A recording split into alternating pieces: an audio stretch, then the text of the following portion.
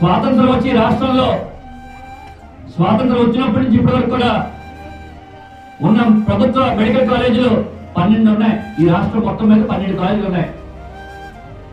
ఒక్క జగన్మోహన్ రెడ్డి అనే వ్యక్తి ఒకే ఒకసారి ముఖ్యమంత్రి అయ్యాడు. అయితే ఈ రాష్ట్రంలో 17 మెడికల్ కాలేజ్ తీసుకొచ్చాడు. గవర్నమెంట్ మెడికల్ కాలేజీలు. గవర్నమెంట్ మెడికల్ కాలేజ్ అంటే మన బలగ ఆసుపత్రి ఉంది, రిమ్స్ ఆసుపత్రి, ఒక పెద్ద ఆసుపత్రితో పాటు మెడికల్ కాలేజ్ 2 ఉంటాయి. పేదవాడు చదువుకోవడానికి, పేద విద్యార్థులు చదువుకోవడానికి, పేదవాడు ధైర్యంగా ఆపరేషన్ చేయించుకోవడానికి, పేదవాడు గుండె ఆపరేషన్ కానీ కిడ్నీ డయాలసిస్ కానీ చేయించుకోవడానికి, ఉచితంగా చేయించుకోవడానికి ఇటువంటి ఆసుపత్రులు పెడతారు. ఇటువంటి ఆసుపత్రులు స్వాతంత్రం వచ్చినప్పటి నుంచి రాష్ట్రంలో 12 ఉన్నాయి. 12 ఆసుపత్రులు ఉన్నాయి. ఒక్క జగన్ అనే వ్యక్తి ముఖ్యమంత్రి అయిన తర్వాత 17 మెడికల్ కాలేజ్ తీసుకొచ్చాడు. 17 మెడికల్ కాలేజ్ తీసుకొచ్చి అందులో 7 కాలేజీలు కట్టడం పూర్తి అయిపోయింది. 7 కాలేజీలు కట్టడం కూడా పూర్తి అయిపోయింది. 5 కాలేజీలు ఇప్పుడే పిల్లలు చదువుకుంటున్నారు, ఎంబీబీఎస్ చదువుకుంటున్నారు. పేద విద్యార్థులు ఎవరైతే డాక్టర్ గారు చదువుతున్నారో అందరూ చదువుకున్నారు. ఇప్పటికే ఇంకా కట్టాల్సిన 10 కాలేజీలు ఉన్నాయి.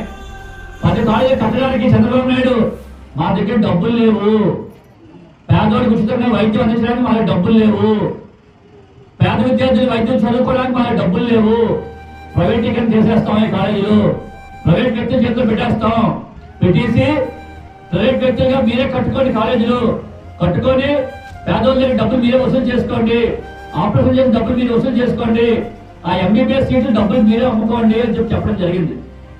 ఒక ఎంబీబీఎస్ సీట్ ఎంత తెలుసమ్మా? ఒక ఎంబీబీఎస్ సీటు డబ్బులు కట్టాలంటే అక్షరాల ₹1,00,00,000 ఎంబీబీఎస్ సీట్. ఈ రోజు ఎంబీబీఎస్ చదవాలంటే అక్షరాల ₹1,00,00,000 అవుతుంది.